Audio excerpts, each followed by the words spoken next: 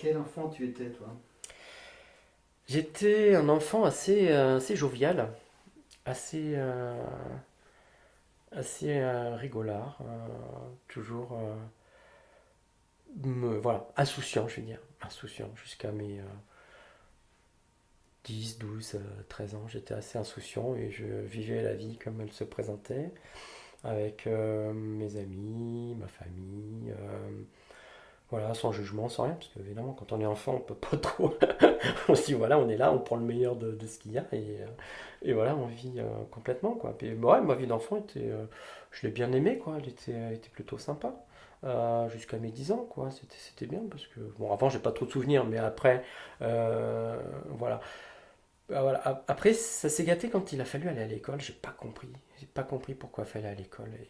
Et la maternelle, alors là, je comprenais vraiment pas qu'est-ce que je faisais là. Euh, Puisqu'avant c'était la liberté, moi j'étais un enfant libre, il fallait garder ma liberté, mais il a fallu aller à la maternelle, et alors là ça a été un drame. C'était un drame d'aller à la maternelle pour moi. Ça, si je me souviens, quand même, j'ai un souvenir où avec des copains, là, on avait des pétards, on voulait mettre le feu à l'école. Tellement on n'était pas bien, là. À la maternelle? À la maternelle. À la maternelle. Ouais, ouais. Et, voilà, donc après, voilà, moi, le côté enfant, c'était le côté rébarbatif de l'école. C'était pas. Je m'y suis mis, hein, il fallait m'y mettre, mais je me souviens au CP, là, c'était dur à faire, apprendre des choses, les calculs, j'y arrivais pas. Je me souviens de la maîtresse qui me disait, mais non, mais il n'y arrive pas, il va pas y arriver. Mais en fait, si, je sais pas pourquoi. Il y a eu un déclic et je sais pas ni pourquoi ni comment. Il y a eu un déclic où à partir des premières années du CE1, ouais, ça a été mieux. Je me suis un peu plus impliqué, on va dire, pour apprendre à lire, à écrire, à faire des choses plus difficiles, plus complexes. Mais voilà, à la base, je sentais bien au moins que j'avais pas ça, moi, quoi. Il a fallu que je fasse des efforts pour y aller, pour y être. Et c'était important de le faire, évidemment. C'était important. Et au fur et à mesure de l'enfant, voilà, moi, l'enfant que j'étais, c'était l'école, la contrainte, et puis après l'école, aller s'amuser avec les copains, et puis faire un petit peu les devoirs, parce qu'il fallait les faire. Mais c'était surtout aller s'amuser avec les copains, quoi. Ça, c'était super important. C'était la récompense de la journée. Et, euh, et voilà, c'est ce qui m'a fait tenir, je pense, cette vie d'école et de labeur pour apprendre les choses. Quels étaient tes rapports avec ta sœur? Avec ma sœur, on était assez proches, on était assez liés. En fait, elle a 3 ans plus que moi, donc c'est quand même important pour cet âge-là, hein.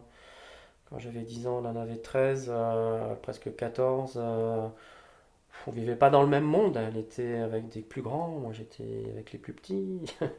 Donc voilà, mais malgré ça, comme elle a été un peu souffre-douleur de mon père, pour des broutilles, hein, pour rien, hein,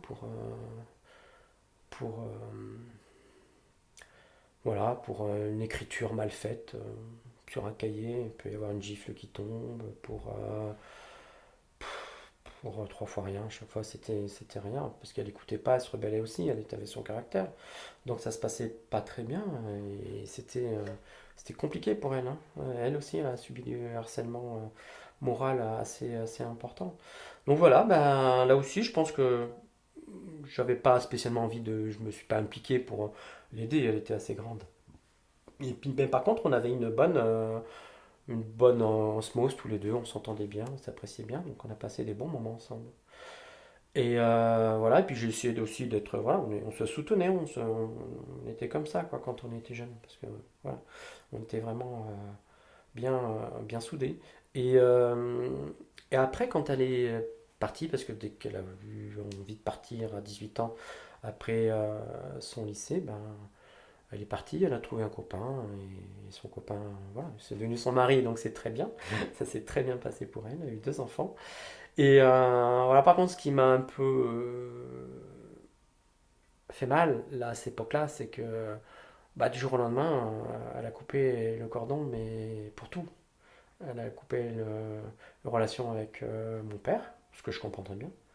Elle a coupé la relation avec ma mère, ce que je comprends moyennement bien, parce qu'elle l'a beaucoup soutenu. Et elle a aussi coupé la relation avec moi. Donc, en fait, elle a fait un package, quoi. Elle a mis tout ça dans le même sac.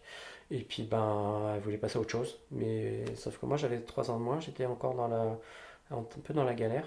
Et je l'ai pas vu souvent. Donc, ça m'a fait un peu mal. Bon, et puis après, depuis, on a des relations. Bon, on est très éloignés physiquement, hein. Elle est restée dans la région.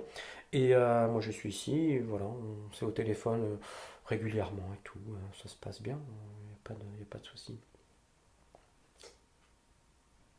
Si je te dis qu'à partir de 15 ans, tu es devenu enfant unique,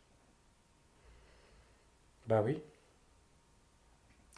du jour au lendemain, je suis devenu enfant unique parce que je voulais avoir des relations quoi, avec ma sœur, qu'on se voit en dehors de la maison, qu'elle m'emmène faire des choses ensemble et tout, mais non, ça s'est pas passé. Donc, enfant unique et adulte unique peut-être, je sais pas. L'adolescence, ouais, c'est quelque chose d'un moment particulier de la vie, parce que bah, on sent qu'on est différent, qu'on a envie de lâcher les parents, qu'on a envie d'être un peu avec plus avec les copains. Et, et moi, je l'ai pas, enfin, j'ai pas pu le vivre ça. Je l'ai pas vu.